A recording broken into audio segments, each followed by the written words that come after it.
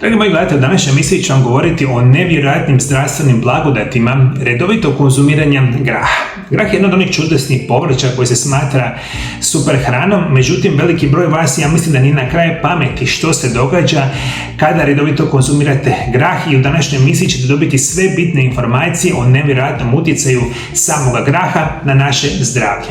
Grah je stoljećima temelj prehrane u mnogim kulturama, danas je sve češće prepoznat kao prava super hrana.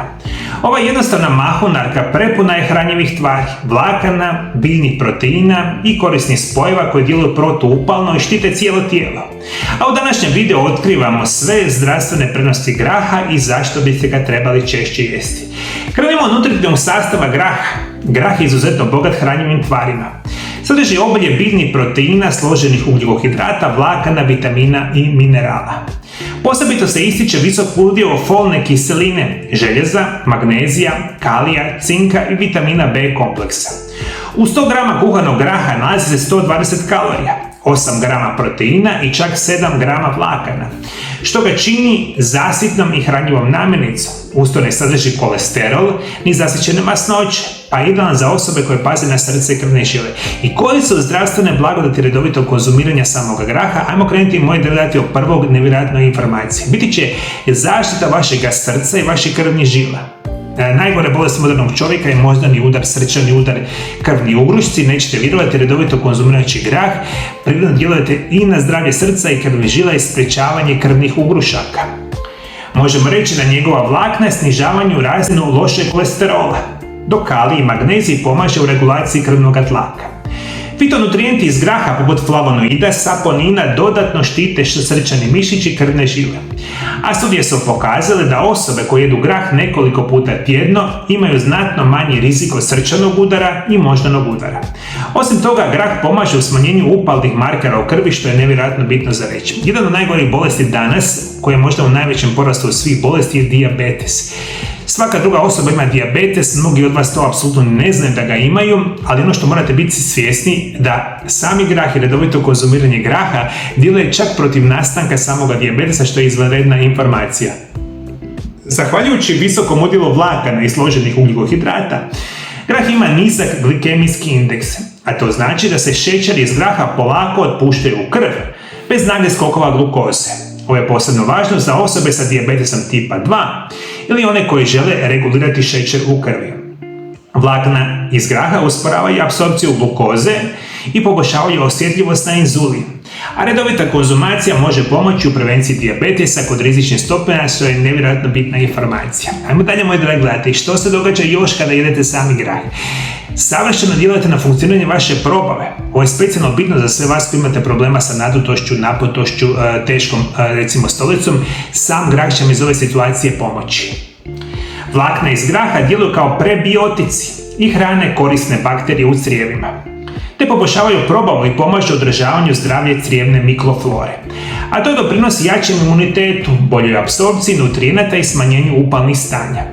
Grah također pomaže kod zatvora i neredovite stolice, te podržava prirodnu detoksikaciju organizma, a vlakna vezuju toksine i izbacuju ih iz tijela i idu kroz sami probavni tlak, što je jako bitno za reći. Ono što ću vam reći, vi kada pojedete grah, mislim da je veliki broj vas toga i svjestan, osjećate se prilično sito.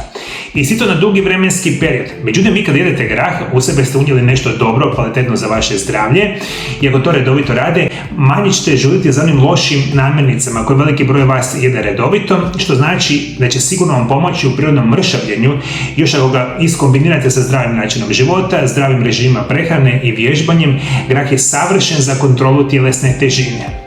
Možemo reći da je grah podrška velika imunitetu i zdravlju stanica, jer grah sadrži značajne količine cinka, željeza i folne kiseline. Nutrijenata ključnih za funkciju imuniteta i zdravlje krvi. Željezo sudjeluje u prenosu kisika, a cink potiče stvaranje bijelih krvnih stanica, a folna kiselina podržava obnovu DNK i zdravlje stanica. Ovi nutrijenti posebno su važni za žene u reproduktivnoj dobi, trudnice, djecu i starije osobe, kao za sve koji žele se zaštititi od infekcija i kroničnog umora. Evo još jedna jako bitna informacija. Što studije pokazuju? Ovi svi specijalni krasni nutrijenti u grahu imaju čak antikancerogena svojstva. Jer mi danas znamo kada nekakva namirnica kao što je danas grah i njezini specijalni antioksidansi potiču uništavanje stanica raka. Prije nego što uopće počnu nastajati i potiču nastajanje nečega što se naziva apoptoza, što je nevjerojatno bitna informacija. Ono što vam hoću reći kako pripremiti grah. Grah se može pripremiti na razne načine, kao juha, varivo, salate ili namaz. A suhi grah potrebno je prethodno namakati 8 do 12 sati, a zatim kuhati dok ne omekša. Na taj način se smanjuje sadržaj fitinske kiseline i lakše probavlja. Konzervirani grah također je praktičan, ali ga se treba dobro isprati prije upotrebe. Preporučuje se koristiti grah bez dodataka i konzervanasa te soli. Postoji više vrsta graha, bijeli, crveni, crni, šareni, smeđi, azuki, mung, još mnogo njih i svaka vrsta ima blago različit nutritivni profil. Ali sve su bogate vlaknima i biljnim proteinima. Crni grah posebno je bogat antioksidansima, dok je bijeli grah odličan izvor kalcija. Uvrštavanje raznih vrsta graha u tjedni jelovnik osigurava raznoliku prehranu i bolju ravnotežu hranjivih tvari. I možemo reći da je grah jedna od najzdravijih i najisplativijih namirnica koje možete konzumirati. I podržava zdravlje srce, crijeva, mozga i imuniteta. Pomaže u regulaciji šećera i tjelesne težine. A ima potencijalna antikancerogena svojstva.